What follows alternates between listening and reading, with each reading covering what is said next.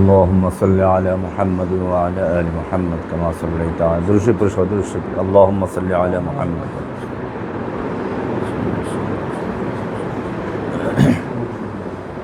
Mic চালু না তো মাইক চালু আছে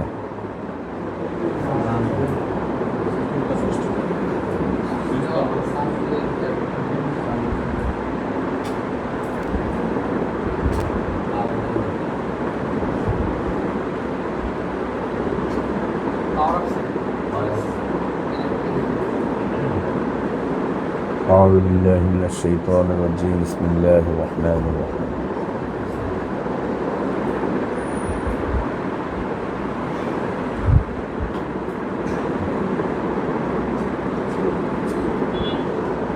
أعوذ بالله من الشيطان الرجيم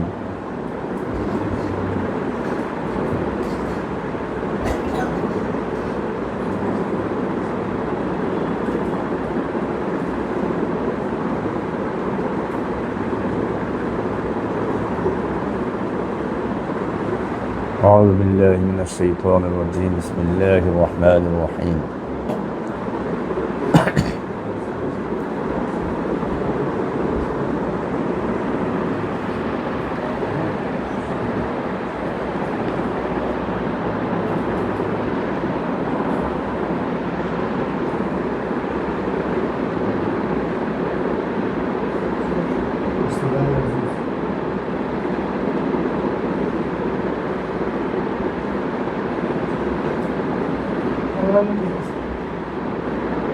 মাইক ঠিক নেই তো তুমি অনলাইন ঠিক করতেছো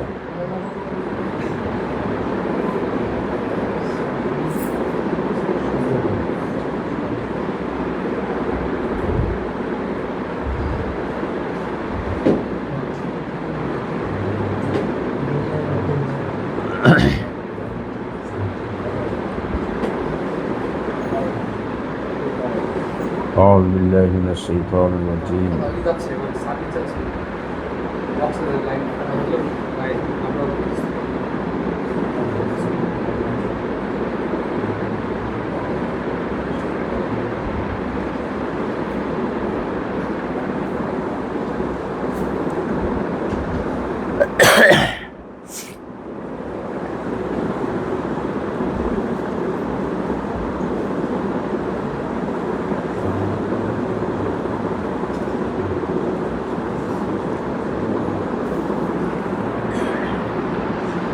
আচ্ছা একটু কাছে আগেই বসি না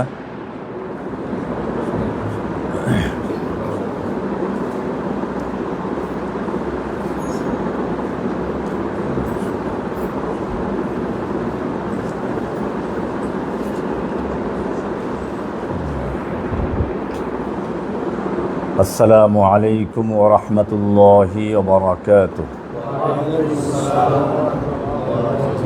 আলহামদুলিল্লাহি ওয়াহদাহু والصلاة والسلام على من لا نبي بعده وبعد আল্লাহ সুবহানাহু ওয়া তাআলার মহান দরবারে লাখ শুকরিয়া জ্ঞাপন করছি যিনি আমাদেরকে সাপ্তাহিক দারসুল কোরআনের মজলিসে আসার তৌফিক ইনায়েত করেছেন এজন্য বলি আলহামদুলিল্লাহ। আমাদের ধারাবাহিক দার্স চলছিল। আজকের আলোচনা হবে ওয়ামিম্মা রাযাকনাহুম ইউনফিকুন।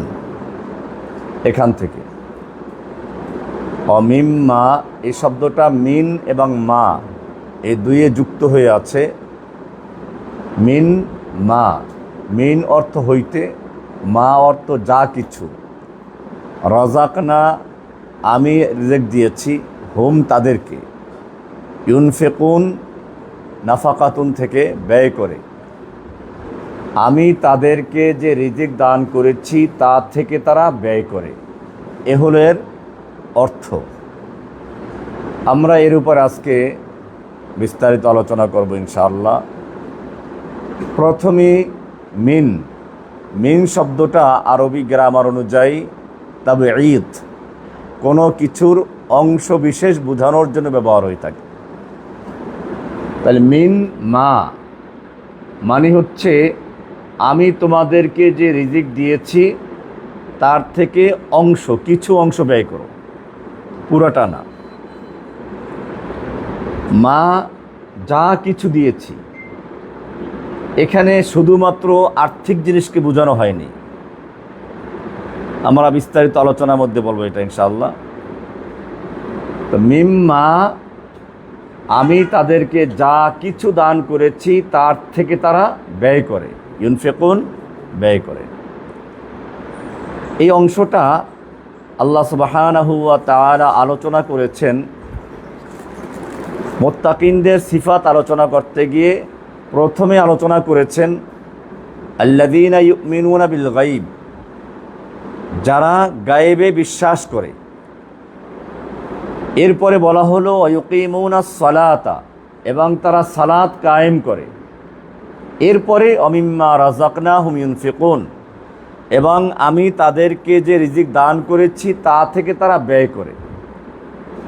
তিনটা অংশ খুবই গুরুত্বপূর্ণ। প্রথম অংশ হচ্ছে সিহহাতুল ইতিকাদ, আকীদা বিশুদ্ধ করে নেওয়া। এটা আমরা সবসময় বলে থাকি,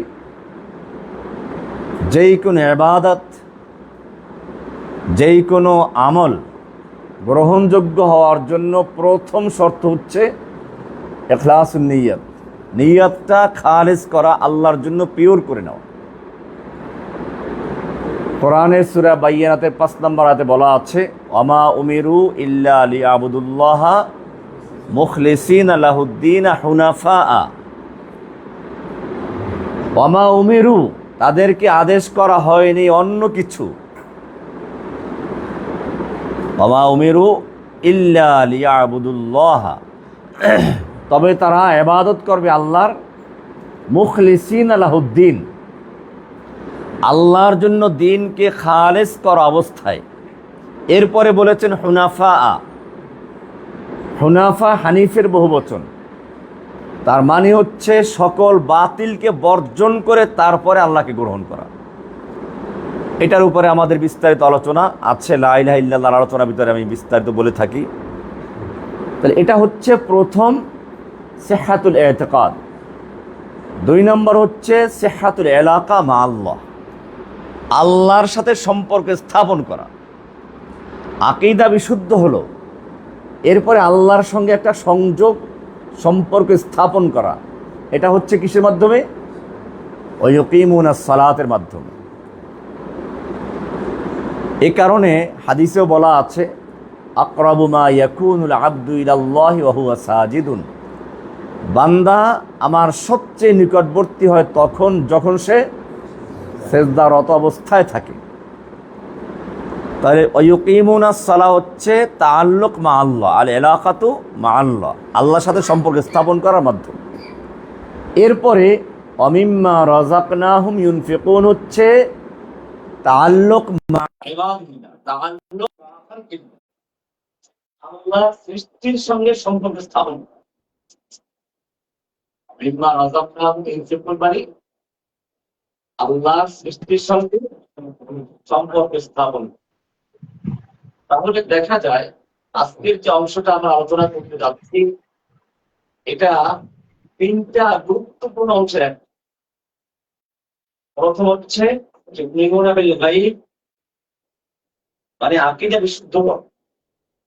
ওয়ায়ুকিমুনাস সালাত, আল্লাহর সঙ্গে সম্পর্ক স্থাপন করা। ওয়ামিম্মা রাযাকনাহুম ইউনফিকুন, সৃষ্টির সঙ্গে সম্পর্ক স্থাপন করা। এটা হচ্ছে এখানে আসলে মূল বিষয়। এরপরে এখানে আল্লাহ তাআলা বলছেন ওয়ামিম্মা রাযাকনাহুম ইউনফিকুন, ইউনফিকুন করা হচ্ছে। এখানে বলা হয় নাই ওয়ামিম্মা রাযাকনাহুম ইয়ামালুনাল খায়র, এটা বলা হয়েছে।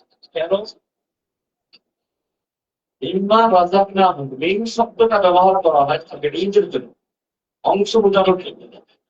আল্লাহ সুবহানাহু ওয়া তাআলা এখানে আমাদেরকে সম্পূর্ণ মাল খরচ করতে বলেন, খরচ করতে বলেছেন অংশ বিশেষ। এটা আল্লাহর অনুগ্রহ। আল্লাহ যদি বলতেন তোমাদের সব মাল খরচ করে দাও, আমাদের তাই করছে। কিন্তু না, ইসলাম বলে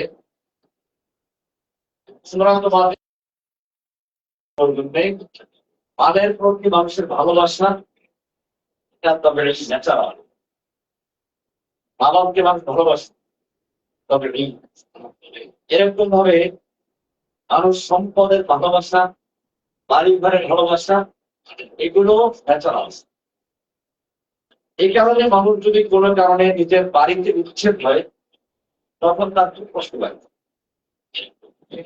আমরা এটা বুঝি না হয়তো, কিন্তু রোহিঙ্গাদের অবস্থা দেখলে আমরা হয়তো কিছুটা বুঝি।